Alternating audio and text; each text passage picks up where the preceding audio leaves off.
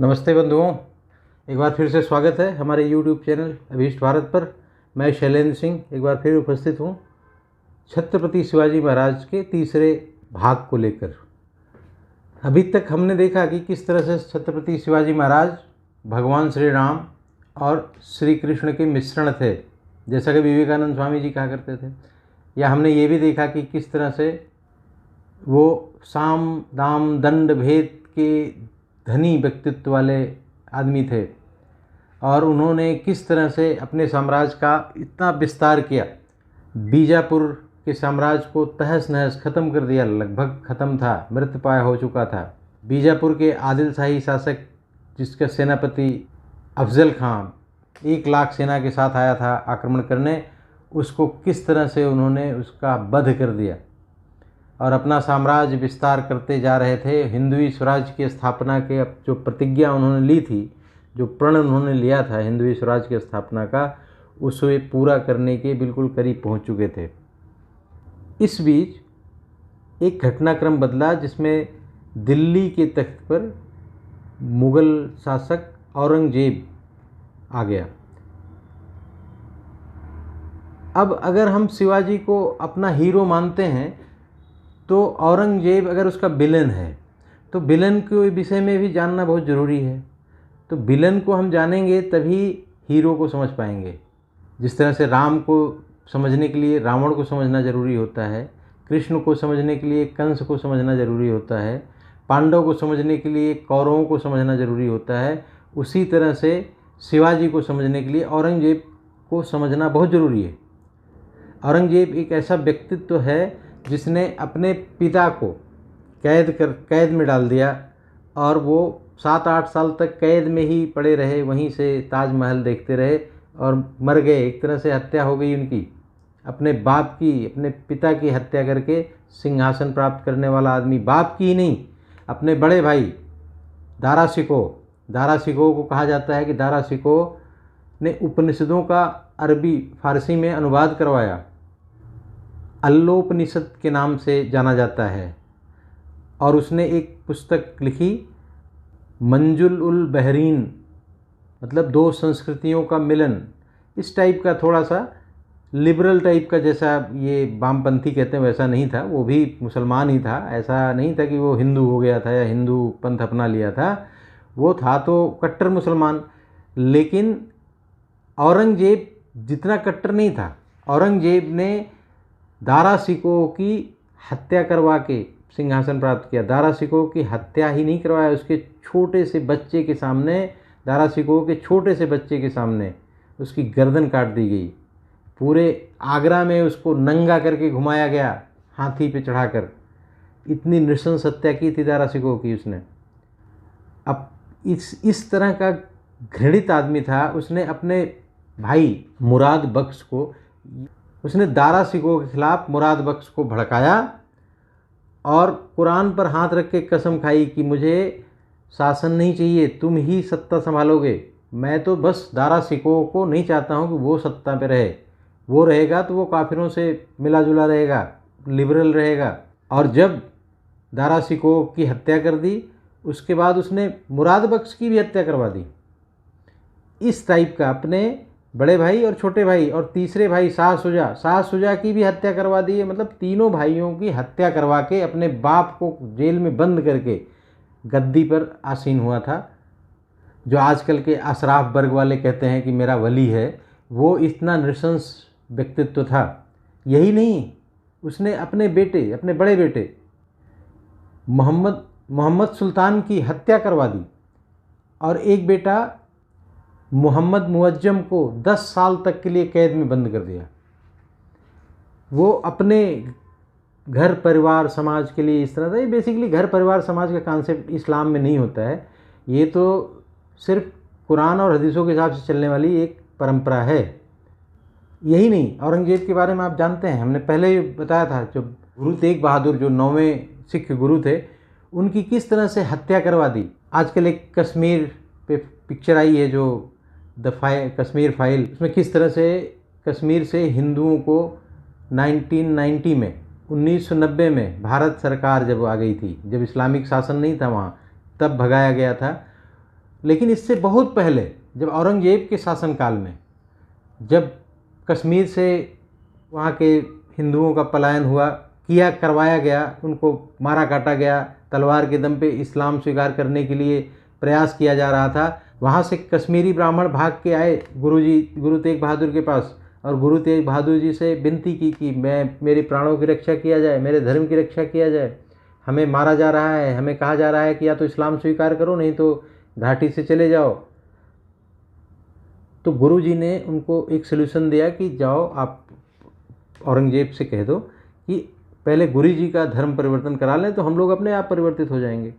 ये बात जैसे औरंगजेब को पता चली, औरंगजेब गुरु तेग बहादुर को कैद करवा के बुलवाया दरबार में और भयानक यातना दी, सिर्फ इसलिए कि इस्लाम स्वीकार करो,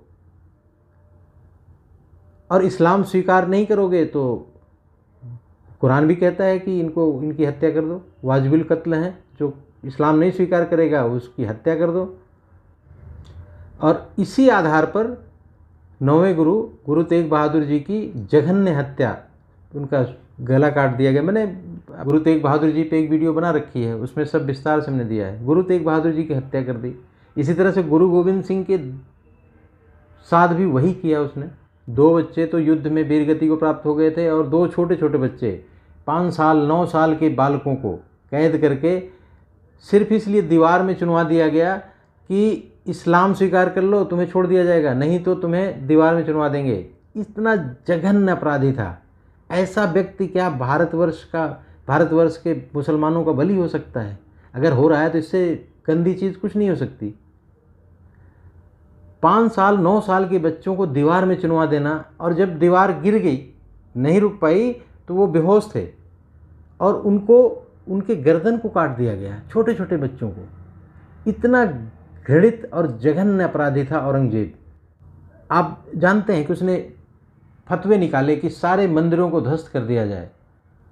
उसके इस फतवे के आधार पर मथुरा में बहुत सारे मंदिर तोड़ दिए गए। प्रयागराज, जो पहले इलाहाबाद था, वहाँ पे बहुत सारे मंदिरों को भ्रष्ट कर दिया गया। काशी विश्वनाथ के मंदिर को तोड़ दिया गया। आप कभी जाएं, देखें काशी विश्वनाथ में तो जो नंदी की प्रतिमा है, नंदी के सामने ही काशी विश्वनाथ की प्राण प्रतिष्ठा होती है, और उसके सामने एक कचड़ा सा खड़ा हुआ है। ये इस तरह का जघन्य अपराधी था जिसको भारतीय समाज या भारतीय इतिहासकारों ने तो कभी ध्यान ही नहीं दिया। वो तो लेफ्ट लिप्राउंडू गैंग, ये 1 नंबर के पंचमक्कार हैं, इनसे तो हम उम्मीद ही नहीं कर सकते हैं। लेकिन भारतवर्ष की जनमानस, जो सामान्य हिंदू जनता है, उसको भी नहीं पता है ये सब चीज़ें। औरंगजेब ने शिवाजी को ख़त्म करने के लिए अथक प्रयास किया था। पहले उसने बीजापुर, गोलकुंडा, अहमदनगर, बीदर, बरार, इन सब जगह के सामंतों को ये कहा था कि जो भी शिवाजी के क्षेत्र पर अधिकार कर लेगा वो उसकी जागीर मानी जाएगी। और शिवाजी से युद्ध करने के लिए, शिवाजी काफिर हैं तो काफिरों के खिलाफ युद्ध करना जिहाद है, और जिहाद, औरंगजेब से बड़ा जिहादी कौन हो सकता है? तो उसने वहाँ के सैनिकों को, वहाँ के सामंतों को, इवन वहाँ के हिंदू सामंतों को भी ये ऑफर किया था कि आप सैनिक बढ़ाओ, सैन्य शक्ति बढ़ाओ और इसको ख़त्म करो, शिवाजी को ख़त्म कराने के लिए उसने 25 रुपया पर घुड़सवार, उस दौर का 25 रुपया पर घुड़सवार प्रतिदिन दिया करता था औरंगजेब, दिल्ली में बैठ के वहाँ के शासकों को, सिर्फ शिवाजी को ख़त्म करने के लिए। इतिहास की पुस्तकों में थोड़े थोड़े रेफरेंसेस मिलते हैं इन सब चीज़ों के, लेकिन वो भी बहुत काम की चीज़ें हैं। उसी से पता चल जाता है कि औरंगजेब किस मानसिकता का था और क्या करना चाह रहा था। वो भारतवर्ष को दारुल हर्ब से दारुल इस्लाम में कन्वर्ट करना चाहता था। इसके लिए उसने अथक प्रयास किए, और जब बीजापुर में उसने देखा कि अफजल खां की किस वीरता के साथ शिवाजी ने हत्या कर दी, तो वो घबरा गया। वो समझ गया कि ये बहुत गड़बड़ है। उसने शिवाजी को समाप्त करने के लिए खुद तो हिम्मत नहीं कर पाया कि वो शिवाजी से डायरेक्ट टक्कर ले। और आपको बताता चलूँ कि शिवाजी जब तक जीवित रहे, औरंगजेब दक्षिण भारत आने की हिम्मत नहीं कर पाया, और शिवाजी के मृत्यु के बाद वो दक्षिण भारत आया, लेकिन शिवाजी ने ऐसी मजबूत नींव रख दी थी कि वो वहाँ कुछ नहीं कर पाया। 40 साल तक भटकता रहा और वहीं पे मर गया। उसकी कब्रगाह बन गई दक्षिण भारत। उस पर हम बाद में आएंगे। पहले जब औरंगजेब ने देखा कि बीजापुर की आदिलशाही शिवाजी से टक्कर नहीं ले पा रही है। अफजल खां की शिवाजी ने हत्या कर दी। सिद्दी जौहर को किस तरह से छका के शिवाजी वहाँ से निकल गए, तो उसने अपने सगे मामा शाइस्ता खां को एक विशालकाय 1.5 लाख की सेना के साथ आगरा से रवाना किया शिवाजी के खिलाफ, और उनको दक्षिण का सूबेदार बना दिया शाइस्ता खां को। शाइस्ता खां विशालकाय सेना के साथ पूरे मंदिरों को, रास्ते में जो बस्तियां पड़ती थीं, ध्वस्त करते हुए, खेती उती में आग लगाते हुए, तहस नहस करते हुए दक्षिण की तरफ बढ़ा। वहाँ पर सूपन और चाकन के दुर्गों पर अधिकार कर लिया। 3 वर्ष तक मावल क्षेत्र को लूटता रहा, तहस नहस करता रहा। शिवाजी ने यहाँ पर भी अपनी अद्भुत रण कौशल का परिचय दिया और मात्र 300 छटे हुए सैनिकों को लेकर एक रात्रि में 3 बजे आक्रमण कर दिया शाइस्ता खां पर।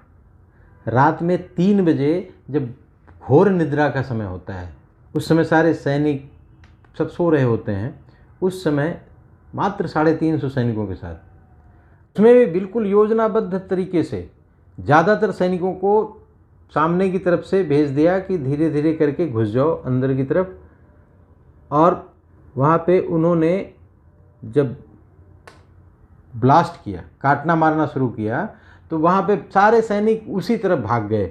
शिवाजी अपने कुछ चुने हुए सैनिक, मराठा सैनिकों के साथ पीछे के दरवाजे से, जहाँ से किचन के रास्ते से घुसकर आ गए सीधे महल में, जहाँ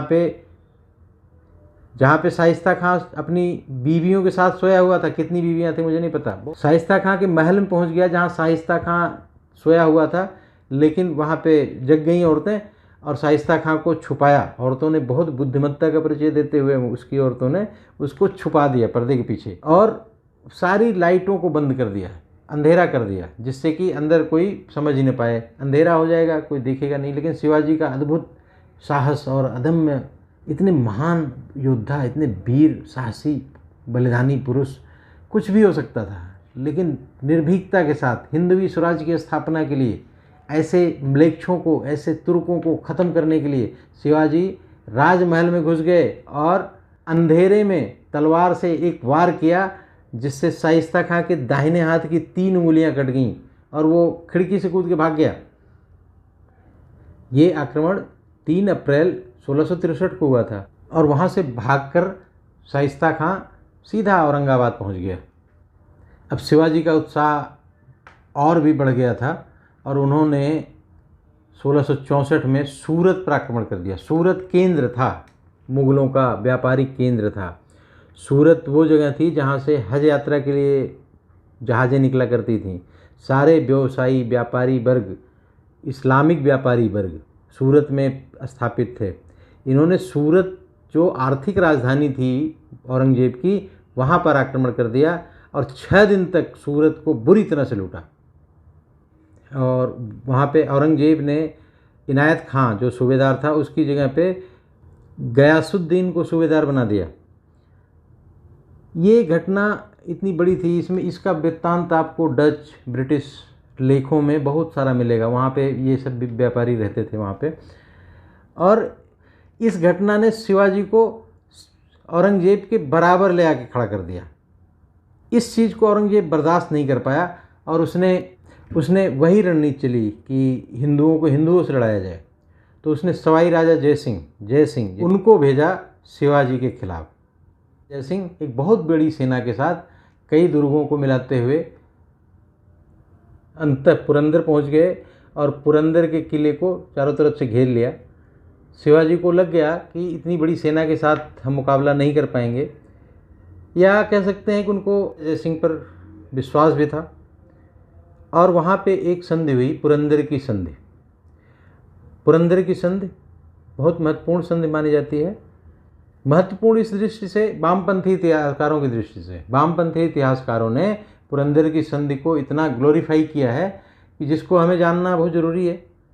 क्योंकि ये कहते हैं पुरंदर की संधि में शिवाजी ने तो सरेंडर कर दिया, और ये भी स्ट्रेटजी थी। बीजापुर से पहले ही संधि करके उन्होंने अपने राज्य की स्वीकृति प्राप्त कर ली थी। और इस पुरंदर की संधि से मुगलों ने भी शिवाजी को स्वतंत्र राजा मान लिया।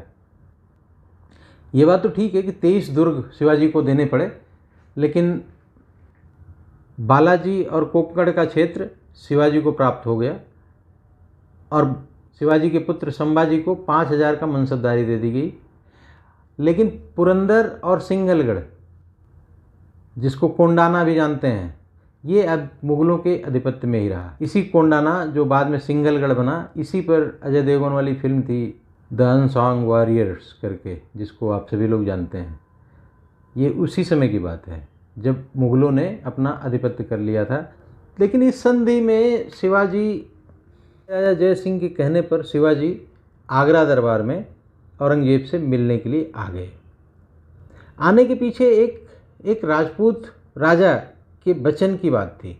शिवाजी को पता था कि राजा जय सिंह झूठे आश्वासन नहीं देंगे। जय सिंह ने ये आश्वस्त किया था कि वहाँ पे आपको पूरा सम्मान मिलेगा।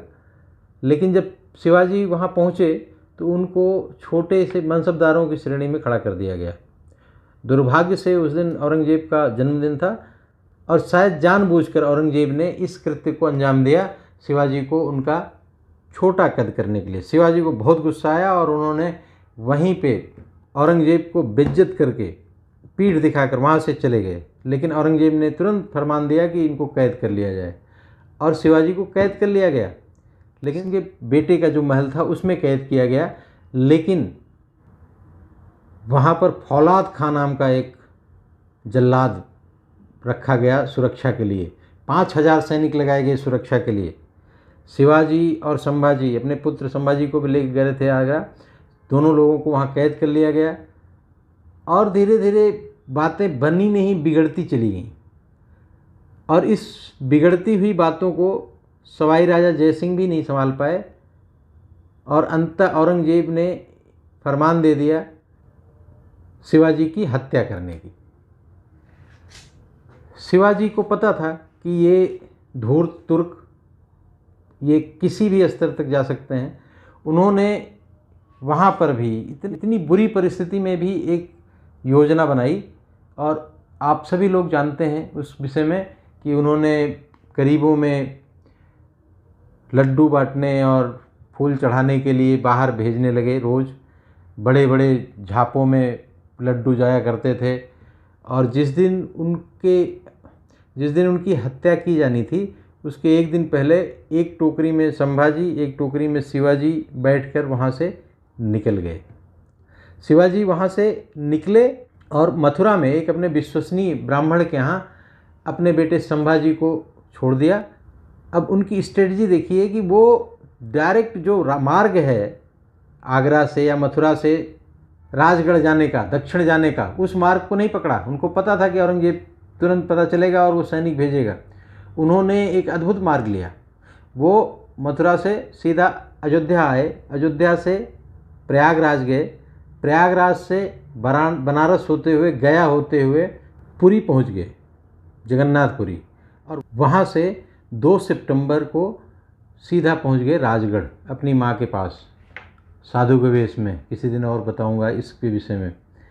इतने अद्भुत विजनरी लीडरशिप और विजनरी योजनाबद्ध तरीके से कार्य करने वाले थे शिवाजी, जिन्होंने हिंदवी स्वराज की स्थापना की।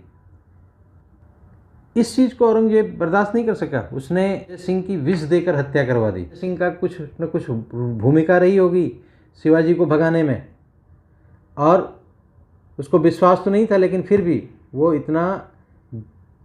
इतना नृशंस हत्यारा, वो ख़ानदानी तौर से ये सारे मुग़ल ऐसे ही रहे हैं। अकबर ने भी बहुत सारे ऐसी हत्याएं कराई हैं, जहांगीर ने भी कराई हैं, तो इनके लिए बड़ी बात नहीं थी। इन्होंने जय सिंह जो कई पुश्तों से मुग़लों की खिदमत करते हुए आए थे, उनको विष देकर हत्या करवा दी इनकी। बाद में जसवंत सिंह की पहल पर 1668 में मुग़ल और मराठों की एक संधि हुई, जिसमें मराठा राज्य की मान्यता मुग़लों ने दे दी।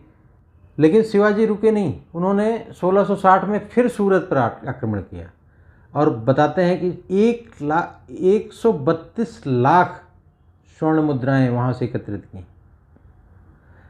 ये अद्भुत लोग थे। ये अद्भुत जीव हैं, ऐसे हीरो नहीं बनते हैं। करोड़ों लोगों के हीरो हैं, करोड़ों लोगों के दिलों में राज करने वाले महाराजा शिवाजी, जिन्होंने इतने भयानक दौर में, जहाँ पे इस्लामिक कट्टरपंथता अपने चरम पर थी, हिंदुओं को कन्वर्ट करने के लिए तलवार के दम पर अथक प्रयास किया जा रहा था, त्राहिमाम मचा हुआ था, उस दौर में शिवाजी ने इतने बड़े काम किए। उन्होंने एक और बड़ा काम किया। 6 जून 1664 को रायगढ़ के दुर्ग पर, रायगढ़ के किले में उन्होंने हिंदवी स्वराज की स्थापना की। और उन्होंने बनारस से ब्राह्मण बुलवाए। ब्राह्मण बनारस से इसलिए बुलवाए कि वो मुग़ल अधीन में है, डायरेक्ट मुग़लों के अधीन में है, और वहाँ का ब्राह्मण, मुग़लों के अधीन जो ब्राह्मण होगा वो हमें चाहिए। इस बात को मुग़ल जानते थे। मुग़लों ने एक फरमान औरंगजेब ने निकाल दिया था, कोई ब्राह्मण शिवाजी का राज्याभिषेक नहीं कराएगा। और बताते हैं कि जब वहाँ से बनारस से ब्राह्मण चले तो औरंगजेब ने उनको गिरफ्तार करवा लिया और दरबार में पेश कराया। और उसने कहा कि तुम शिवाजी के राज्याभिषेक में जा रहे हो। उन्होंने कहा कौन शिवाजी, मैं तो जानता ही नहीं कौन शिवाजी हैं। नहीं, तुम दक्षिण भारत जा रहे हो शिवाजी के राज्याभिषेक कराने। उन्होंने कहा शिवाजी कोई नहीं जानते हैं, तो हम तो बस भ्रमण करने जा रहे हैं, घूम रहे हैं इधर उधर। औरंगजेब बहुत विश्वास नहीं किया, लेकिन वो साधु लोग वहाँ से चुपचाप निकल लिए। और बताते हैं कि वो वही साधु, वही सन्यासी लोग सीधा रायगढ़ पहुँचे और वहाँ पे गंगानाथ भट्ट, पंडित गंगा भट्ट के नेतृत्व में बनारस के ब्राह्मणों ने भव्य राज्याभिषेक किया छत्रपति शिवाजी की। उसके बाद उन्होंने छत्रपति की उपाधि धारण की और वहाँ पे भगवा ध्वज फहराया गया और केसरिया बाना हर मराठे के सर पर चमकने लगा और जितने किले जीते थे सब पर केसरिया ध्वज लहराता था। यही भगवा ध्वज, यही हिंदवी स्वराज का प्रतीक भगवा ध्वज। इस तरह से इतने कठिन समय में शिवाजी ने एक ऐसे हिंदवी स्वराज की स्थापना की जो आने वाले समय में भारतवर्ष का जो स्वरूप निर्धारित हुआ वो शिवाजी की ही देन है। शिवाजी के बाद, शिवाजी की मृत्यु तो 3 अप्रैल 1680 में हो गई, लेकिन शिवाजी ने जो नींव रखी थी उस पर उनका पुत्र संभाजी 24 साल की उम्र में गद्दी पर बैठा। और संभाजी, राजाराम की पत्नी तारा देवी, इन लोगों ने मुग़लों को खदेड़ खदेड़ कर मारा है और औरंगजेब को इतना परेशान कर दिया कि औरंगजेब, दक्षिण भारत औरंगजेब की कब्रिस्तान कही जाती है, कब्रगाह बन गई। उत्तर भारत कभी लौट नहीं पाया।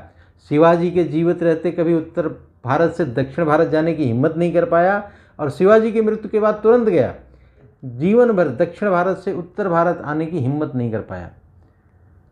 तो ऐसे अद्भुत हमारे राष्ट्र नायक शिवाजी थे। आज शिवाजी को स्मरण करते हुए अपनी वीडियो यहीं समाप्त करते हैं। सभी भाइयों को नमस्कार, वंदे मातरम, जय हिंद। हमारी वीडियो पसंद आई हो तो इसको लाइक, शेयर और सब्सक्राइब करें, जिससे और लोग भी हमारे वीर योद्धाओं, महापुरुषों के विषय में जान सकें। धन्यवाद। वंदे मातरम, जय हिंद।